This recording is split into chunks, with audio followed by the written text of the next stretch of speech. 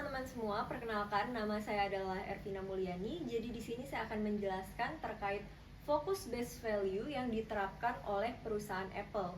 Sebelumnya di sini saya mau ngasih tahu juga kalau mungkin terjadi perubahan sedikit terhadap PowerPoint yang saya buat setelah dimasukkan ke dalam TV ya. Jadi mungkin dari segi tulisan ada yang mepet atau kayak gimana.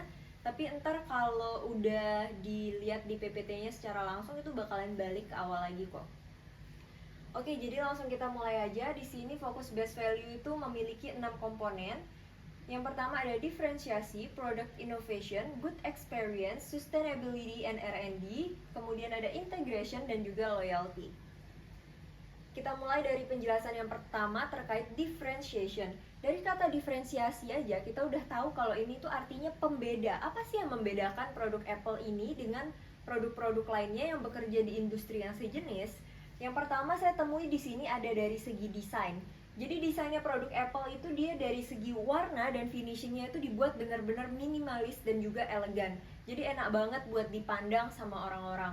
Kalau kalian lihat Apple itu ada kayak nyediain warna graphite atau yang kayak warna ada di foto ini. Jadi dia kayak warna ungu tapi ungunya itu dibuat elegan gitu. Jadi bukan ungu yang elektrik yang mencolok mata gitu ya, tapi ini ungunya benar-benar elegan banget. Terus dari segi finishing, jadi iPhone itu di bagian samping sininya dia itu pakai bahan-bahan yang berkualitas, jadi kelihatannya kayak mengkilat gitu guys. Finishing bagian belakangnya juga dia ada pakai polikarbonat yang menyebabkan bagian belakangnya itu mengkilat. Jadi benar-benar super elegan banget pokoknya. Kemudian dari segi identifikasi produk Apple. Identifikasi produk Apple ini dilihat sendiri dari identiknya produk Apple. Jadi segimana dikenalnya gitu produk Apple ini sama konsumen. Jadi dari segi produk Apple ini sendiri dia karena desainnya dibuat sangat mewah dan membedakan daripada kayak brand-brand lain. Jadi orang sekali ngelihat produk Apple ini dia tuh udah tahu gitu kalau ini tuh produk Apple. Kalau yang kalian lihat pertamanya dari produk Apple itu yang paling sering ditandain adalah dari segi kamera. Kalian ngelihat kameranya dia itu dari iPhone 11 itu dua kayak gini atas bawah kameranya, terus iPhone 13 dia diagonal kayak gini. Kemudian kalau dari segi iPhone 11 Pro sampai series terbaru iPhone 14 Pro Max itu semuanya kameranya ada 3, cuman beda dari segi ukuran. Jadi itu bener-bener kayak pengenal dari Apple banget gitu. Orang-orang jadi tahu kalau ini tuh produk Apple dilihat dari segi kameranya. Sama biasanya dari segi layar depannya ya. Layar depannya produk Apple itu benar-benar identik sekali. Jadi orang-orang bisa langsung kenal sekali melihatnya. Kemudian yang ketiga ada bentuk atau berat ukuran yang dibuat slim dan ringan. Maksudnya di sini produk Apple itu dibuat dia setipis mungkin tapi tetap dengan kinerja yang bagus tanpa mengurangi kinerjanya. Produk yang dibuat tipis biar waktu kalian bawa kayak gini tuh dia berasa ringan gitu guys. Jadi karena ringan, enak buat dibawa kemana-mana, enak untuk digenggam. Dari genggaman ini juga sudah diperhitungkan sama perusahaan Apple ini biar orang-orang itu bisa ngerasa nyaman saat menggenggam ponsel tersebut atau mungkin iPad dan juga lain-lain produk dari hasil produksi Apple sendiri. Ini loh guys, yang maksud saya mungkin dia ada terjadi perubahan. Ini sebenarnya di sebelah sini ya, dia sejajar sama sini, tapi karena di TV jadinya mengalami perubahan sedikit kok, dia nggak bakal mengubah. Kemudian untuk diferensiasi yang kedua itu bisa dilihat dari segi kamera. Yang pertama, hasil dari produk iPhone sendiri itu benar-benar tajam banget. Dengan resolusi yang tinggi, hasil dari produk Apple ini bisa terkadang disetarakan dengan hasil dari foto kamera. Apalagi sekarang Apple sudah mengeluarkan produk terbarunya iPhone 14, iPhone 15 itu dengan teknologi yang canggih bisa mempotret lebih bagus daripada kamera. Nggak lebih bagus sih, maksudnya kayak setara gitu. Jadi ada efek blur di belakangnya, ada mode sinematik dan lainnya yang bisa dimanfaatkan. Kemudian yang kedua ada fitur editing foto yang dapat digunakan dan perbandingan saat digunakan bisa langsung dilihat. Jadi kalau kalian ngelihat di aplikasi di foto dari Apple itu sendiri, misalnya kalian buka fotos nih di iPhone, terus kalian mau nambahin saturasinya, Kalian mau nambahin saturasinya, kalian mau kurangin highlightnya, kalian mau tambah kontrasnya, dan lain-lain, itu bisa langsung dilakukan di Photos ini sendiri. Jadi tanpa harus mengunduh aplikasi tambahan lagi, guys. Kemudian di sini dilihat dari segi innovation. Untuk innovation, yang pertama produk Apple ini awalnya ya di produk-produk iPhone 7, iPhone 6 itu mereka masih menggunakan fingerprint, yang dimana akan dikenal, jari kita akan dikenali oleh sensor dari iPhone 6 atau iPhone 7 ini tersendiri. Tetapi mulai dari iPhone X di tahun sekitar 2018, itu produk Apple udah berubah jadi fingerprint.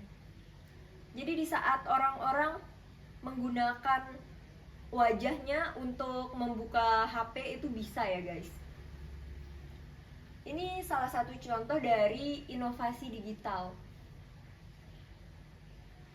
Oke, kemudian di sini ada good experience lead to loyalty. Sebenarnya ini adalah dua komponen yang berbeda, tapi karena saya merasa dia itu masih saling berhubungan, jadinya di sini saya campur. Yang pertama, customer itu loyal karena merasa nyaman akan berbagai hal. Berikut dilampirkan berbagai faktor pendukung.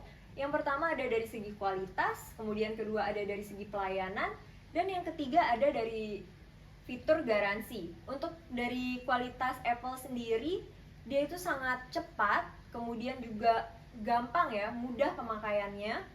Kemudian dia juga menggunakan bahan-bahan yang berkualitas sehingga menghasilkan produk Apple yang sangat elegan. Dan Apple ini menurut sepengalaman saya menggunakannya, dia itu tahan banting ya guys. Jadi, tapi kalian harus tetap pakai casing sih ya. Di saat kalian udah pakai casing terus HP kalian tuh jatuh berkali-kali, itu tetap aja awet. Salah satu produk yang masih saya gunain dari Apple itu adalah iPhone X. Itu udah saya beli dari awal-awal launching di tahun 2018 dan sudah beberapa kali jatuh, tapi sampai sekarang kondisinya masih bagus-bagus saja. Jadi dari segi kualitas, bahkan saya personal yang udah ngerasain itu awet banget produknya. Kemudian yang kedua dari segi pelayanan. Dari segi pelayanan sendiri ini lumayan memuaskan karena saya sempat belanja juga kan dari store resmi Apple sendiri yaitu iBox. Nah, di sana di saat saya melakukan transaksi pembayaran dan unboxing terhadap produk itu di counternya langsung, produk Apple-nya ini dia cacat. Jadi kayak ada kotak gitu di samping logo Apple-nya. Dan itu nggak bisa dihilangin walaupun udah dilap pakai alkohol. Tapi akhirnya mereka menawarkan saya untuk refund, atau di sisi lain saya juga bisa mengganti dengan produk yang sejenis. Misalnya saya mau ganti jadi satu level yang lebih tinggi. Mereka bakalan membantu saya untuk mengambil produk baru tersebut. Jadi sudah diberikan penyelesaian dari masalah ini. Jadi dari segi pelayanan, menurut saya mereka sudah mendidik karyawannya dengan baik. Kemudian yang ketiga ada fitur garansi. Fitur garansi dan pelayanan yang saya jelaskan tadi ini merupakan fitur yang berbeda. Fitur garansi yang dimaksud di sini adalah garansi resmi dari iBox ini sendiri selama 1 tahun. Jadi selama 1 tahun itu, jika ada kerusakan atau error dari HP ini, bisa dibawa langsung ke store Apple-nya. Bisa dibawa langsung ke iBox tempat melakukan pembelian dan klaim garansinya di sana. Ada garansinya selama 1 tahun ya guys. Kemudian di sini juga ada digital technology integration. Yang ini integrasi, kalau yang tadi inovasi. Oke, kalau yang dari integrasi ini yang saya temukan di sini adalah dari iCloud. Jadi iCloud ini adalah salah satu aplikasi dan fitur yang disediakan oleh perusahaan Apple untuk menampung lebih banyak memori dari customernya. Jadi bisa aja mereka itu ngebeli iPhone yang mungkin kapasitasnya itu cuma 128GB, tapi mereka beli iCloud nih 200GB misalnya sebulan. Di sini ada banyak banget pilihannya dari 50, 200, 2TB, terus 6TB, 12TB. Ini bisa menyesuaikan kebutuhan kalian dari iCloud-nya. Dia dibayar per bulan dan ini adalah biayanya selama per bulan.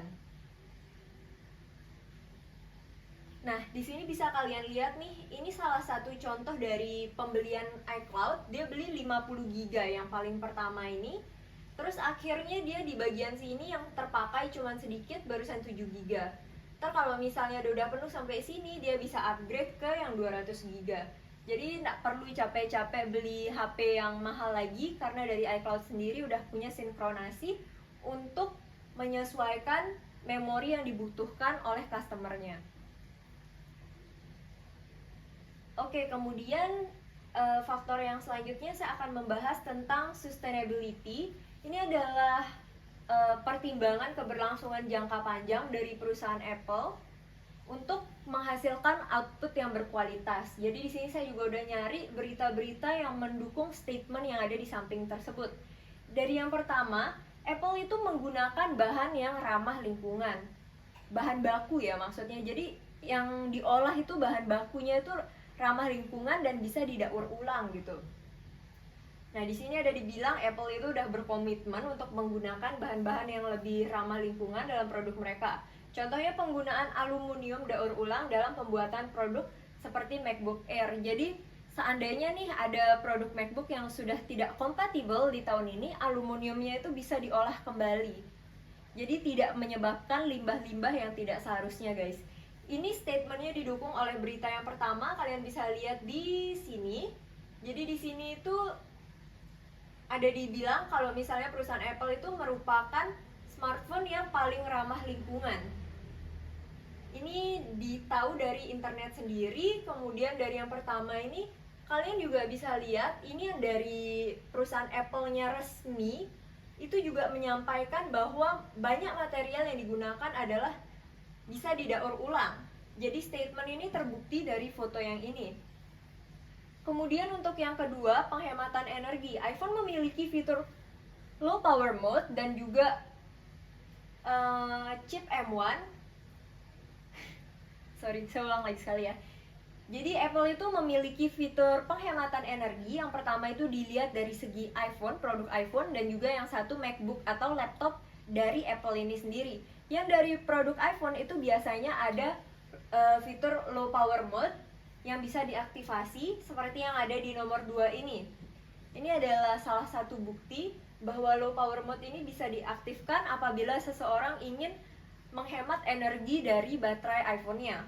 Kemudian yang kedua dari segi MacBook, jadi MacBook itu dia menggunakan chip dari M1 yang dimana memiliki kinerja lebih cepat dan ketahanan baterai yang lebih lama gitu. Jadi kerjanya cepat, tapi baterainya ini bisa tahan sampai berhari-hari nggak dicas. Kemudian yang ketiga adalah fitur recycling. Di sini recycling ini pemanfaatan kembali produk seperti komponen yang digunakan dalam pembuatan iPhone atau iPad. Kalau yang pertama tadi dibilang menggunakan bahan ramah lingkungan, yang kedua ini fitur recycling. Jadi recycling dari hasil yang ini, guys, masih saling berhubungan. Nah, fitur recycling ini sendiri didukung oleh statement nomor 3. Ini adalah perusahaan Apple yang melakukan ekspansi untuk menggunakan bahan-bahan yang sebelumnya untuk didaur ulang kembali. Ini contoh perusahaannya. Dan ini adalah dari perusahaan Apple sendiri yang mempostingnya, perusahaan Apple resmi. Kemudian yang keempat ada transparansi pelaporan. Jadi ini maksudnya Apple itu secara teratur mempublikasikan laporan keberlanjutan yang menjelaskan progres mereka dalam mengurangi dampak lingkungan dan sosial bisnis mereka. Kalian bisa lihat di sini nomor 4 statementnya didukung di sini. Jadi Apple itu telah merilis Transparency Reports, sebuah laporan transparansi terkait hubungan Apple dengan beberapa pemerintah di berbagai negara. Laporan ini selalu diumumkan Apple 2 kali dalam 1 tahun. Jadi statement ini sudah terdukung ya dari transparansi pelaporan dengan gambar yang ada di sebelah sini. Nah, kemudian di sini kita juga ada, sorry guys, lagi satu kali ya. Oke, yang terakhir di sini ada research and development. Jadi di sini tuh tujuan dari research and development ini adalah untuk meningkatkan daya saing produk dan memenuhi kebutuhan pasar yang terus berubah. Seperti yang kita tahu ya, pasar itu sifatnya dinamis dan selalu mengikuti tren-tren terbaru. Jadi dia nggak bakalan terus-terusan relevan dari tahun ke tahun. Dia akan selalu mengalami perubahan. Oleh karena itu kita perlu untuk melakukan research, kita perlu untuk melakukan penelitian agar kita bisa mengembangkan perusahaan kita dan mempertahankan perusahaan kita dengan jumlah permintaan yang cukup besar. Nah, di sini produk Apple itu melakukan research and development-nya itu dari segi software dan juga hardware. Kalau yang pertama dari segi software updates, di sini tuh biasanya dari iOS yang tingkatan rendah itu di update misalnya 1 atau 2 tingkat lebih tinggi. Tapi karena saya nggak ada contoh iOS yang terbaru ya, jadi saya pakainya yang lama nggak apa-apa ya. Ini dari iPhone 7. Jadi iPhone 7 itu dulu dia iOS-nya 9.3.2, sedangkan sekarang di iPhone 13 itu udah berubah jadi iOS 15.7. Bahkan sekarang kalau nggak salah udah ada iOS 16 lagi. Jadi setiap tahun Apple itu ngelakuin software updates biar customer-nya itu bisa merasakan fitur-fitur terbaru gitu. Dan juga peningkatan kenyamanan. Yang pertama itu dari segi keamanan, kemudian ada perbaikan bug dan juga fitur baru. Dari peningkatan keamanan ini sendiri, dari hasil software updates, ntar iPhone kalian bisa lebih terjaga gitu privasinya. Saya bahkan dulu tuh pernah dengar kasus kalau ada salah satu produk Apple nih yang orangnya itu lupa sama passwordnya, hingga akhirnya produk dari Apple yang dia gunakan ini terkunci karena beberapa kali mencoba passwordnya itu terus-terusan salah. Dan terkuncinya itu nggak main-main guys, lama banget, sekitar 10 tahun mungkin ada. Seingat saya waktu itu puluhan tahun kekuncinya. Dan di saat 10 tahun ke depan ya tentu saja dari segi relevansinya iPhone yang dia gunakan itu sudah tidak relevan lagi gitu. Seperti yang saya katakan tadi di awal, dia itu sifatnya dinamis, jadi selalu berubah-ubah. Kemudian di sini yang dari segi perbaikan bug, maksudnya itu kayak kadang waktu kalian gunain iPhone itu atau produk Apple yang lain, mungkin ada saatnya dia itu ngebug atau kayak stuck di tempat itu, di website itu, terus dia nggak bisa digerakin atau mungkin kayak macet dan lain-lain, itu namanya bug. Jadi setelah dilakukan iOS update sini, dari segi bugnya ini juga bisa mengurang. Jadi penting banget buat ngelakuin software update ya tentunya. Kemudian yang terakhir ada fitur baru. Kalau yang saya rasain sendiri dari fitur baru software update sini adalah dari segi emoji. Jadi banyak banget emoji-emoji baru yang ke-unlock di saat kita melakukan software update sini tersendiri. Oke guys, terus yang di sini saya juga mau ngejelasin tentang hardware. Nah, kalau dari hardware updates-nya itu yang pertama saya mau ngejelasin tentang chip yang digunakan. Tadi kan ngebahas tentang iOS berapa titik berapa gitu ya software updates-nya. Sekarang tentang chipnya. Jadi dulu itu di iPhone XS Max dia itu masih menggunakan A12 Bionic, sedangkan sekarang di iPhone 13 itu udah digunakan A15 Bionic. Jadi bisa kalian lihat sendiri dari 2018 ke 2021 ya. Nih 2021. Jadi A15 Bionic di iPhone 13 ini pertama kali digunakan di 2021 saat iPhone 13 launching. Dari 2018 ke 2021 itu 3 tahun, dan selama jangka waktu 3 tahun itu dia sudah melakukan pengembangan chip juga sebanyak 3. Jadi kurang lebih mungkin setiap 1 tahun dia mengeluarkan 1 chip baru begitu ya.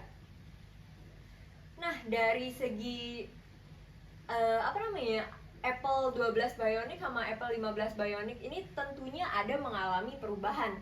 Yang pertama kalau kita lihat dari segi kamera, sebelumnya hanya ada fitur portrait yang memberikan efek blur dan fokus pada objek atau subjek tertentu, tetapi sekarang di chip A15 muncul fitur baru ini. Fitur baru yang saya maksud di sini adalah cinematic, mungkin tulisannya nggak terlalu jelas ya di sana. Nah, jadi di iPhone X itu dulu yang paling bagus fiturnya adalah fitur portrait yang dimana dia dapat mengenali objek atau subjek yang ingin difoto, kemudian bagian belakangnya itu bisa dibuat kayak blur gitu. Itu fitur portraitnya.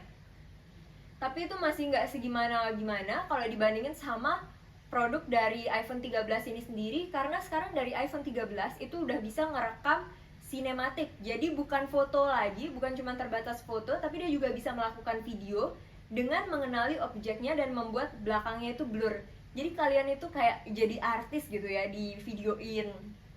Pokoknya keren banget dah.